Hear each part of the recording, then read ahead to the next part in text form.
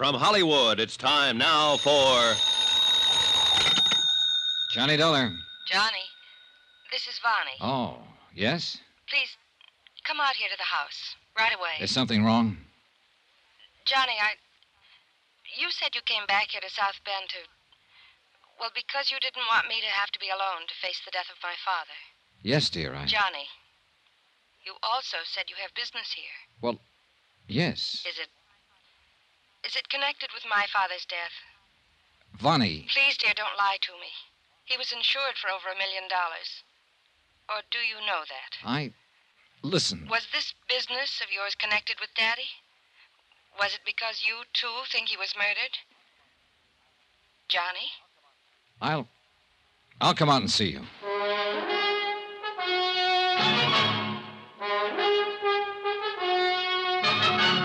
Tonight and every weekday night, Bob Bailey in the transcribed adventures of the man with the action-packed expense account, America's fabulous freelance insurance investigator. Yours truly, Johnny Dollar.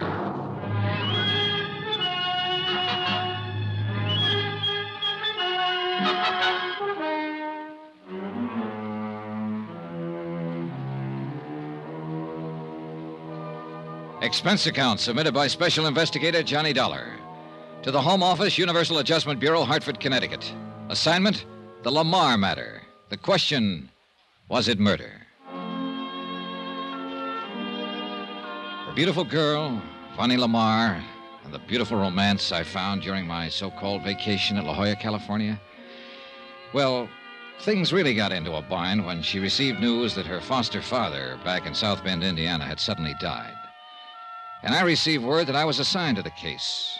Not only because of the $1.5 million policy on LaMarr's life, but because it looked as though it might be nothing more nor less than murder. From La Jolla, California to South Bend, Indiana was only a quick flight by plane, and the first person I contacted was Lawrence Comstock of Tri-Mutual, Chicago office, who'd issued the policies on LaMarr's life. Yes, Johnny, the only two real friends Thomas LaMarr had these past few years since his wife died were Dr. Ed Wilson and myself. And Wilson is the man you called in when LaMarr died. Yes, you see, Tom and I used to spend a lot of time together. Weekend golf, belonged to the same clubs, that sort of thing. We used to love playing two-handed pinochle together. Uh-huh. Go on. I was with him at his house the night he died. And so unexpectedly, Johnny, as I told you, he'd had a most thorough physical examination only a few months before, or I'd never have permitted him to increase his insurance to $1.5 million. Must have cost him a fancy premium. It did. It did. Prohibitive. But that was the way he wanted it. For his adopted daughter, for Vonnie, whom you know.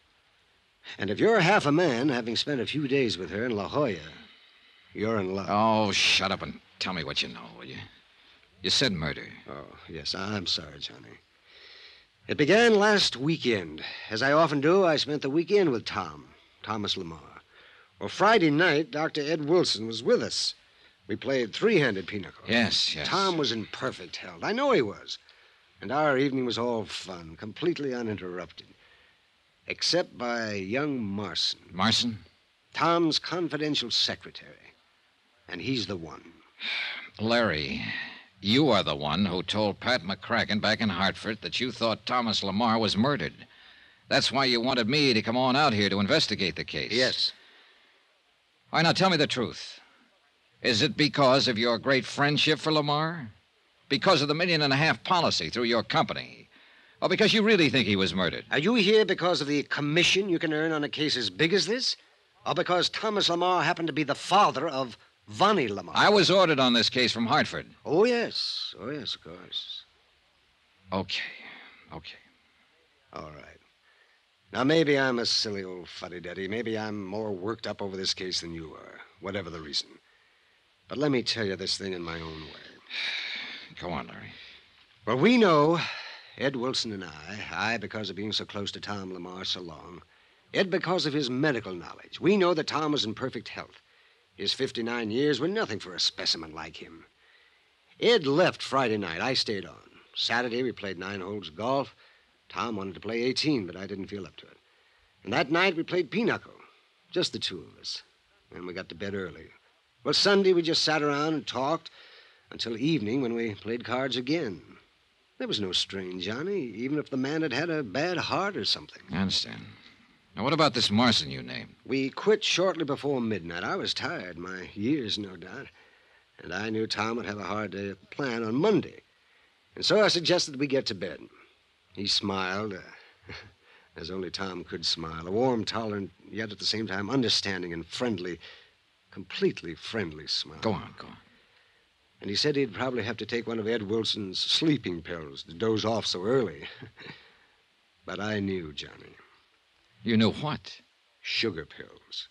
That's all Ed had ever given him. Sugar pills. I think Tom knew it, too. Well? I went up to my room, Tom to his. I heard the water running in his bathroom. About the same time, I was brushing my teeth. And then the crash. Crash? Yes. I ran out through the hall to his room. He was lying on the floor of the bath, broken tumbler beside him. He left the bottle of sugar pills still open. He'd taken one of them? Yes. And he was dead. You mean you think... No, I called Ed Wilson. He was there in only minutes. It was he who officially said that Tom was dead. Had died instantaneously. And he was sure it was poison. Peculiar color of the lips or something. What do you mean? It was some terrible stimulant to the heart. A very rare drug that only a few researchers would know about.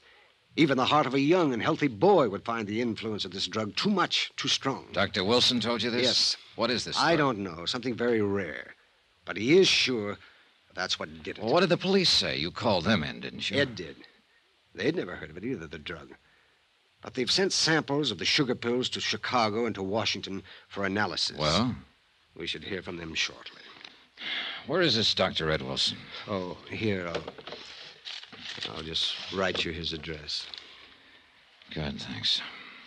All right now, Larry. Yes? You told me earlier there was one man you thought might be responsible for this. Who? Walter Marson. Who's Walter Marson? Walter has been Thomas LaMarr's personal private secretary for some years. Go on. And Walter has been married to LaVon for over a year. Oh, I'm sorry, Johnny, because I know how you feel about her. Well, why should that make him want to murder Vonnie's father? Because of Thomas's will. Tom made a will, Johnny, that left virtually everything he owned to the corporation of which he was the head, except for his life insurance. Is that why the amount of his insurance was so big? I suppose so. The sole beneficiary of the policy, as you know, is Vonnie. Well, go on. Therefore, the only way in which anyone else could share in the estate is by being married to her. All right. You've knocked down a couple of dream castles for me. And I'm not talking about a family fortune. I'm talking about a girl. Yes, John, I understand. If she loved him enough to marry him, let him be happy. If he shares some of that $1.5 million, well, let him share it. He deserves to, if she wants him to. He married her, she married him, all right. It isn't as easy as that. What do you mean? You've forgotten you wanted to know why I think Walter Marson murdered Thomas LaMarr. Yes, you see, I happen to know Vonnie did not love Walter. You just said she married him. Unknown to her foster father. What are you getting at? Somewhere along the line, Walter Marson, shall we say, got something on Vonnie. What it was, I don't know. But he had a strange power over her, it seemed. Larry, what are you talking about? I don't know, Johnny. From the time Walter first started working for Thomas LaMarr, I didn't trust him. And yet Tom seemed to have the most implicit faith in him. Walter was a good accountant, yes, handled many of Tom's personal investments, and handled them very well, too. Thomas paid him very well, rewarded him, always, when he made unusual profits. Why not? But Walter Marson made it plain from the beginning that he wanted to work his way into Thomas's shoes in the corporation, and this Thomas would not have. And the reason? Because Thomas knew that many of the stock deals Walter had made in his behalf were not completely, shall we say, legitimate, or legally proper, perhaps, but not morally so, that is. Corporation money instead of his own, maybe. Yeah, that's it. Buying huge blocks in order to inflate the price, and then dumping the stocks at their peak, that sort of thing. I don't know much of the details. That's out of my line. But Thomas knew very well that if Walter Marson were ever put into the corporation, he'd use the same slick methods for purely personal gain. At the expense of the corporation he'd spent his life building up. How do you know about this? I was Thomas's confidant, his closest friend. All right, Larry. Let me do a little summing up. Walter Marson failed to dig into LaMarr's money via the corporation So he married his daughter to be sure of latching on to the family fortune. And that's it. Yes, it's as simple as that. Therefore, you're sure this Marson poisoned LaMarr. Yes, and because of the findings of Dr. Ed Wilson. Which haven't yet been verified. Well, no. And even if you do find proof that LaMarr was poisoned, you have no proof that Marson was back of it. No. Larry, what if Vonnie had something to do with it? Oh, no. Oh, yes. That's a real possibility, isn't it? Good heavens, Johnny, you can't mean that. You say you know the girl. Yeah, sure. And I fell for her like a ton of bricks. Whether it's simply because I'm a sucker for such a charmer or just because she charmed me so well, I don't know. But why did she want me if she's already married? Johnny, what are you getting at? $1 million at stake. $1.5 million. How she could possibly have known I'd be staying at the La Crescenta in La Jolla, California, I don't know. But with $1.5 million at stake, you could find out most anything. So she worked on me, got me on her side, even before she needed to. And when her father died, according to plan, she knew there'd be no question of settlement of a claim for the insurance because of the way she'd so successfully drawn me into a cozy little noose. Johnny, you're out of your mind. Am I? What are you talking about, you old... Yeah, I guess I am.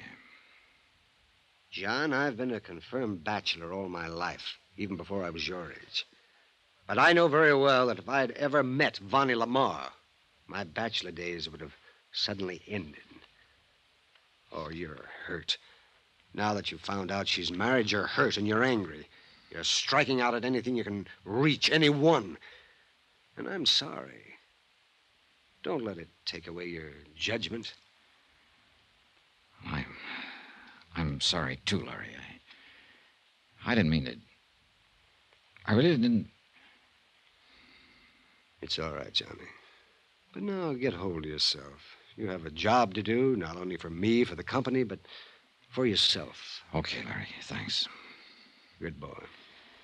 I don't know what I'm going to do, but I guess whatever it is, I better start doing it. Yes. Good luck, Johnny.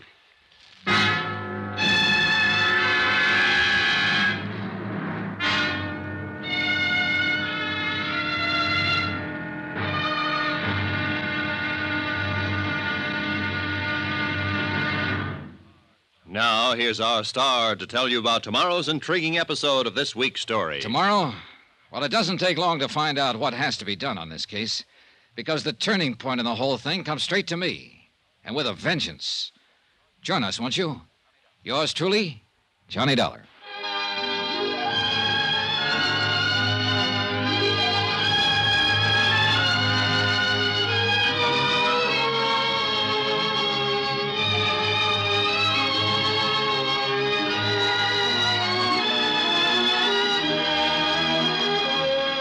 Yours truly, Johnny Dollar, starring Bob Bailey, is transcribed in Hollywood. It is produced and directed by Jack Johnstone, who also wrote tonight's story.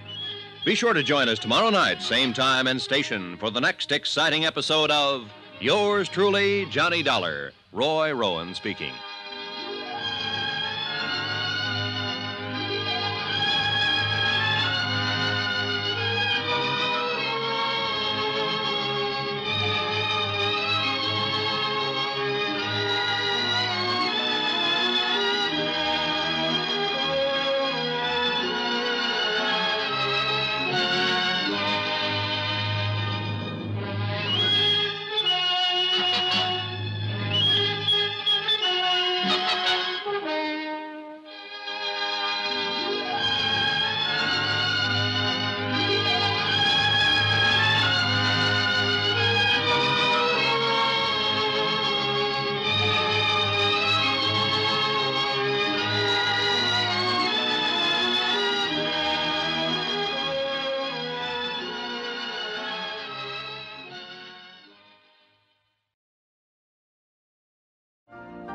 You've been listening to the OTR Gold Network.